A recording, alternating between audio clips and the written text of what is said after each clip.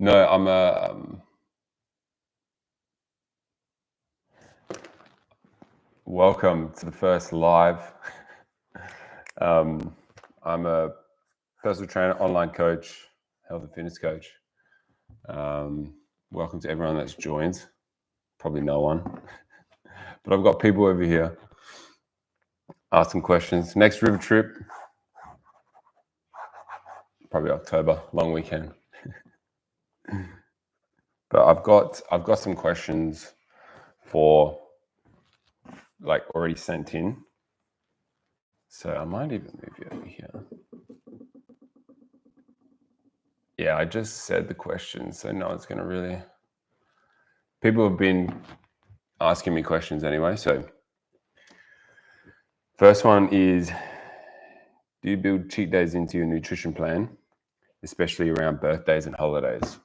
So the answer to that is no, I don't. I don't like the word cheat meal in itself. It has a bad connotation to it. Like, you wouldn't cheat on your partner, so why would you need to cheat on your diet? And the thing is, if you're in the mentality of at a certain time you have to eat a certain meal, like your favorite meal, it means that you're too restricted. So take the restriction out, meaning you have the unconditional permission to eat anything you want, just not everything. So learn how to track your macros, learn how to track calories, and learn what's actually in foods, so then you can incorporate all the foods you want anytime you want, within reason. Obviously, you don't want to eat everything, but you won't feel guilty either, for having it. So I know people, they go, okay, I got my cheat meal this Saturday, I can't wait, and they're bringing up all these emotions around it, like, oh, I gotta stick to it. I gotta stick to my diet before my cheat meal, and then when I have my cheat meal, I'm just gonna go ham. And that's just like a bad mentality to have, because it does put you in the mentality of restrict, and then binge. And we don't want that. And it may be okay for a little bit. And people say, oh, I have the cheat meal because, it allows me to have some freedom. But you can have freedom without having to have a cheat meal. Just call it what it is, a delicious meal that you enjoy. And you can work it in every single day if you wanted to. Like, there was a guy back in the day, he was like a teacher or something, and I don't know, whatever it was. He ate Twinkies. So that, for the Australians out there, Twinkies are just like it's like a spongy thing with some cream in it or some shit. I don't know. Americans are going to kill me here. but he basically just ate Twinkies every day, ate in a deficit. I think he had a protein shake and maybe some veggies, and he lost weight, and his markers of health also improved because he dropped weight and he dropped fat, which, just when it comes down to it, it really does come down to not having excess body fat to improve your health. And if you can get there by eating Twinkies, then go right ahead. Now, I'm not suggesting you just eat Twinkies. What I'm suggesting is you can have whatever you want in your diet that will make you stick with it long term. Because I see a lot of people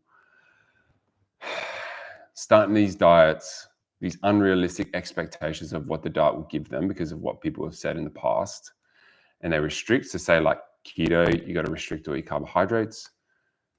Carnivore, you got to eat just meat. Or vegan, like vegan's a little different because you've got that moral aspect for the animals. But a lot of these other diets, it's like there's very strict rules of, you can't do this, you have to do that.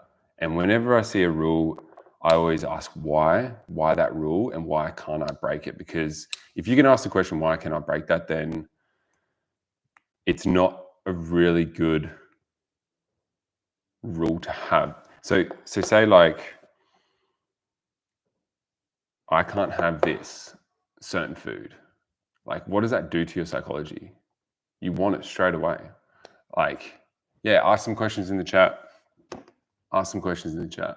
Like, you'd want it straight away. You want, like, if I said to you, you can't have a donut. Like, there was this study. It was so cool. It's called the bread study. I think it was like from 2012.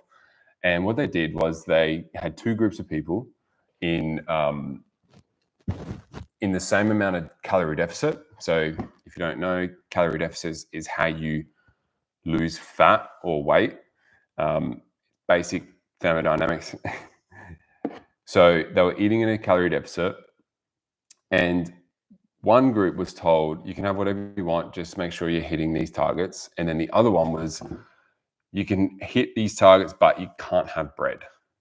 Now, they saw pretty similar weight loss in both the groups, but the group that got told that they can't have bread, there was a high dropout in the study. So people leaving the study because they couldn't finish it.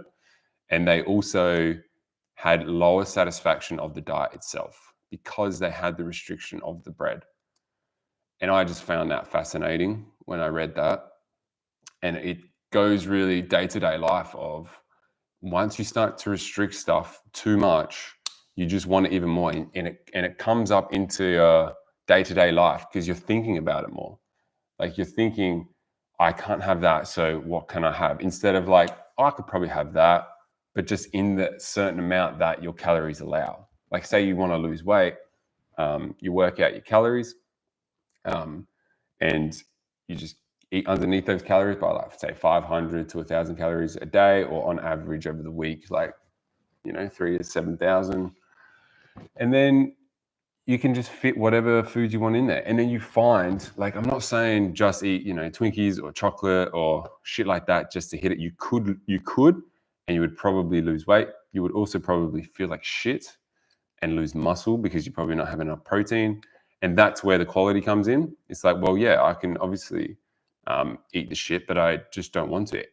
Most people have gone on holiday somewhere after, so say they're like, had a good few months of eating well, training, then they go on holiday, they eat like shit, they drink, they're not training, they're moving a little bit because they have to see the sights, as they say, but they want to come home and all they want to do is eat healthy, get back into it, as they say, get back on the bandwagon. I remember I said to one of my mates when we came back from Europe, somewhere, was it Barcelona maybe? It was somewhere in Europe. And I was like, dude, dude, I just need a bowl of broccoli. It's such a weird feel. It's like your body knows it's missing nutrients. It's crazy. So eat whatever you want, unless you are like lactose intolerant or you have celiac. So they're very specific cases that you probably wouldn't, eat those kind of foods that would cause upset. And I just want to get people out of the mindset of like, what can I have? It's more like you can have anything. Just choose what works best for you to keep you within your calories, to keep you feeling good. So yes, at the start, when I first heard about this back in I think it was 2016 when I first read about calories, macros. You don't need to eat specific foods to lose weight. You can just have the calories. I did eat a lot more junk food. Like, I would have Snickers every day and chips, or crisps as they call them in London, which is where I was when I learned it, because I lived in London for a couple of years. And I was like, this is great. But then I started to feel a little shit, like my sleep wasn't as good. And I was like, okay, maybe if I just eat maybe 80% of the time a lot better, and then introduce these foods when I want them. And then once I did that, I would still lose weight and still have these foods and feel good. And that's where I had the massive, unlock of, wow, like flexible dieting is what it's called basically, or if it fits your macros is maybe what you may have heard, is like the way to go. And well, for me anyway, for me. And I think for most people it could work. I know there's a lot of older people that might not want to track. Actually, some young people as well. They just don't want to track. And I understand it can be like a struggle at times, but it's like you got to find out what way works best for you. And then when you look at it, like it's like 5 minutes in MyFitnessPal after a while. Like once you get used to it, you've got all your foods in there that you've already had or whatever app you use, and you just go bang, bang, bang. Because you are usually spending maybe about 20 minutes to half an hour, sometimes, depending if you're a newbie, at the start, just getting used to it. But once you get going, it's a lot easier in my opinion. And it's the freedom knowing like what your calories are at. And if you can have that extra, ice cream or chocolate or whatever and not feel guilty about it. Like that is like the biggest thing I see is people feeling guilty about having delicious foods. Like it's ridiculous. It is ridiculous. It's the stories I hear, like a lot of food shaming from past clients, and it's just I want to stop it. So basically, what I'm saying is make sure you know what calories you're having every single day. And if you don't want to, then you can obviously eat all natural foods and then just like have like 1 or 2 delicious foods if you want. And if you have the goal of say weight loss or fat loss and your weight is still stable, you're obviously eating too much or you're not moving enough.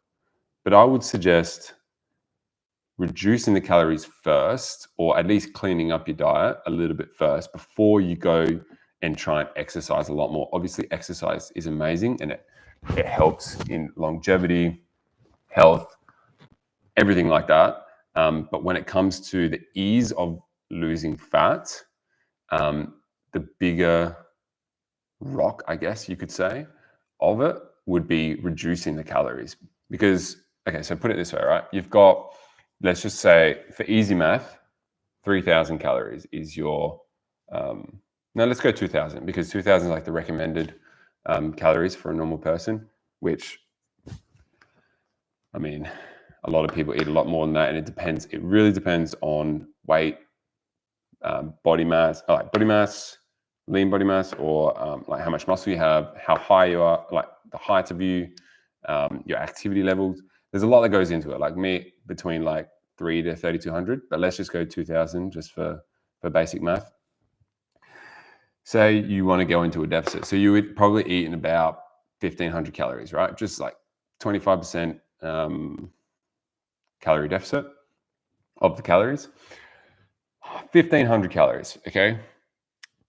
That's not too much to change without your diet. Like if you're having, high calorie drinks like Coke every day, and you're probably eating like ice cream at night, or there's somewhere that you can easily drop 500 calories a day, easily. Like those extra cookies at work, it's there.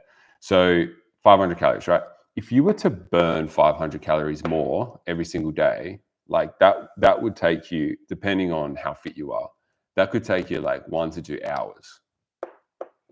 And in that 1 to 2 hours as well, you're burning calories if you were just chilling. So that 500 really comes down to like 300, maybe 350.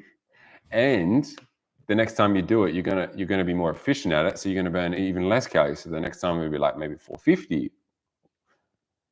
So you can see how it's a lot easier taking away your food compared to adding more exercise. Now, I'm not saying don't add exercise. Definitely add exercise. I prefer weight training. And if you enjoy running, you can run your heart out. That's totally fine. But if you want to sculpt your body and actually build some muscle, you need to be weight training and sending a stimulus to the muscle. And I just, would suggest if you are losing weight or wanting to lose weight, drop the calories first before you start adding shitload of cardio in to try and burn those calories, because it's just like I said, it's a lot easier just taking it away from food. And in that hour or two, you would have burnt, say, 100 calories anyway. So it's just a quite inefficient way of changing your energy balance, which is basically energy coming in, which is food, any sort of calorie-dense liquids, anything with calories basically that you eat or drink. That's your energy input. And then your energy output is, well, it's into 4 factors really. So the first factor is your BMR, so your basal metabolic rate. Your BMR is like what's keeping the lights on basically. So if you're in a coma, your body is still producing energy by pumping the blood through, like with your heart and everything, keeping your brain active and shit. It might not be as active, but it's definitely it's there, and that can be like 70% of your calories. So it's quite a lot. So what's like 70% of 2,000? Geez, what's my math here? What is it, like 1,400 or something? Ridiculous. So it's a lot. It is a lot, which is why people do lose weight in comas. Next one, which is highly variable from person to person. It's called NEAT. So it's non-exercise. It stands for non-exercise activity thermogenesis, and basically what it is unconscious activity. So me going like this, me doing this with my hands, like not thinking about it, is burning calories. People that twitch a lot, people that move themselves around a lot, just like quite antsy a bit, they can burn upwards of 1,000 calories a day extra than other people. There's some crazy studies on it. So that varies a lot as well. And if you think you're going to increase your NEAT by tapping your hands and fidgeting and going for walks, then that's not NEAT. Like that's conscious effort. So these are the things. These are happening in the background, and you can't really change it too much. All these. The people that are like fidgeters and stuff. Like they're probably burning a lot more calories than you, and that's just the way it is. So it can be upwards, like percentage wise of like between like 20 to 50% sometimes of your total calories. It's really crazy. Your next one is your actual exercise activity thermogenesis, so EAT. So this is actual exercise. So when you're actually going out for a walk, technically is exercise. If you're going for a run, if you're going to go training at the gym, if you're going swimming, if you're going to go play tennis or pickleball or volleyball or whatever, cricket, footy, anything like that. That's structured exercise that causes calorie expenditure. But that's depending on what it is, on average, 10 to 15% maybe. And you can see the hierarchy of what's actually burning the most amount of calories. And it's not exercise. Like exercise is quite down the bottom. It's not the last, but it's down the bottom. So it's important to also realize that you're not going to exercise your way out of a diet. Well, it's very hard to put it that way. It's very hard to exercise your way out of a bad diet. Like you could eat shit and you could literally run a marathon and you could probably lose weight, but most people aren't doing that. So that's why it's easier to eat better than it is to try and exercise it off all the time. And then the last, I guess, 4 legs of the energy expenditure is what we call TEF, so thermic effect of food. So when you eat food, your body has to break it down and assimilate it and put it into its parts, I guess, like breaking down the fats into, triglycerides and your proteins into amino acids and all that kind of good stuff. So it actually is burning calories doing that, but it's only like 5 to 10%. Obviously, if you eat more, there's more thermic effect of food. And then within the thermic effect of food, you've got, your protein, which is your highest thermic effect. Or what are the numbers? Maybe 30-ish. Or I might get shunted for that. 30 to 50%, roughly around there. Doesn't really matter. It's a lot more than the rest. I think carbohydrates is like maybe 5 to 10, and then fats like 1 to 2. Doesn't matter about the percentages. Just know that protein's a lot higher, which is why, apart from the muscle building effect, recovery, and protein is the building blocks of muscle. It has a higher thermic effect of food, and it keeps you fuller for longer, and it could potentially help with staying on track with your diet and making it easier due to that thermic effect of food. So say like 4 calories per 1 gram of protein, maybe only 3 of those calories will actually get used. So one of those grams will be used up by the thermic effect of food, roughly 1 to 2. Don't know the numbers off the top of my head. Just know that protein it's better to have a higher protein than not. Plus, it's better foods as well with the higher protein. So, man, I feel like I've been rambling. We got any questions? All right. So, thoughts on animal-based diet trends? Seems to be the new fad of wooden chopping board warriors. Okay. So, animal-based diet trends. So, I take it you're talking about carnivore. And I did carnivore for a little bit. I saw some results from it. It was quite limiting as well. Like I like to try different diets as well. Like back in the day, I used to try, keto diet, all these kinds of different diets, just to see what they're like. And I found that it was weird not having veggies with my food. Like I really like having some sort of either starch or veggie with some sort of food.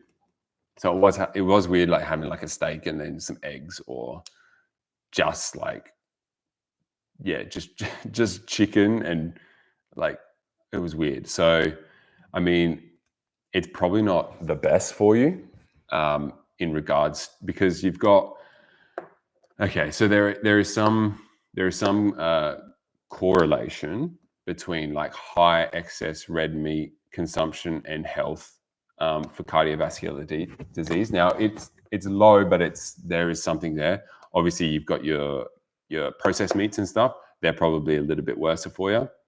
But that's why we try and include fiber, because all the good studies shown that most studies that are reputable with meta-analysis and stuff showing that fiber is really good for you. And so when the carnivore crew kind of say that fiber's not the best, I get very weary, and I might get some hate for that. But mate, I hate getting into diet wars and stuff. That's why I'm like, just eat whatever you want. Like, I don't care. Like, I don't have your body, and I'm not going to try and convince you over a screen if you want to eat that way. That's totally fine. It's totally up to you. Me personally, I couldn't stick with it for too long. I did like the simplicity of it. So I think if people find, I'm just going to have meat, or I'm just going to cut out carbs, or blah, blah, blah, have a certain rule and they want to stick to it, totally fine. But for me, I like to have a variety of things in my diet, and that's what they show. It's good to have a good variety in your diet, so you're getting all the micronutrients and everything. But when it comes to carnivore, I didn't like the whole my saturated fat went up quite a bit, and the recommended is like 10% of your calories, and it was going up a little bit more. So I was a bit wary of that affecting cholesterol and for later down the line. So I opted obviously not to continue that. And then there's not a huge amount of studies on carnivore either. And you can say, back in the day we would have had all that meat. It's like, yeah, but whatever. you can do the whole like in the Paleolithic terms and shit. All that, like we're in a different time right now, okay? And we know more. We know more now, like right now. And back then, average age was like 30. And I know you might say, yeah, that's because babies died and it brought the average down. It's just like, yeah, but who knows how many died with like heart disease and shit. Like we don't know that much data from back then. So I'm going with what we've got now. If there are studies that come out that say it's perfectly safe or it's better than what I'm eating right now, then maybe, but I highly doubt it, because having more variety, like fibrous vegetables and fruit, and carbohydrates, starches, nuts and seeds, in the diet, I think the variety definitely gets your bases covered compared to just having meat. And I'm sure there are people out there that that's the only thing they can eat and they feel great on it, and it's like great. But it's like, well, what you basically eliminated everything. So, and probably having a lot less calories. So of course you're going to feel better. So I would suggest for people that do want to go down that route, that fine, just go like that, and then start to introduce things and see how you go. Like, I think I did follow Paul Saladino when he was going through his, like, he called carnivore code, and I got swept in because he spoke about all these like different studies, and then people debunked him later. And now he's like, I think he likes fruit or whatever and honey, and it's just like, well, he's like backing up because he's seen more evidence of like how good it is for you. So yeah, that's what I would say when it comes to, I guess, the meat craze that may be going on right now. I know it definitely blew up with the Liver King, but yeah, I mean, liver's good for you, but if you have too much vitamin A, you can get toxicity. So I used to eat chicken liver, and it was disgusting. So yeah, I've been there. I've done it.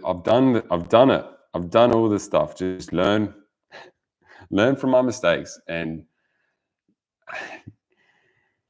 learn how much calories you're having throughout the day, and then just day by day, just start to improve it a little bit by bit. Try not to go too hardcore one end or the other. And I know, like, I'm that way. I know I am that way, and I try not to be. And I know it's hard, but learn from my mistake of taking one thing at a time and just make it simple. Learn your calories, learn how to track your macros, and then you can introduce any food you want: carnivore, not carnivore, vegan, low carb, keto, intermittent fasting, whatever. And then it's the restriction. It's just like at the start of this life, it's the restriction that I don't like about these diets. You have to have some sort of restriction, obviously, but it's the level of restriction, I think, what it comes down to. So if you know that you can have whatever food you want just within reason, that's totally fine. But knowing that there are certain foods that are off limits, that's where I have an issue. That's more like where I think there could be issues. So that's my 3 cents. All right.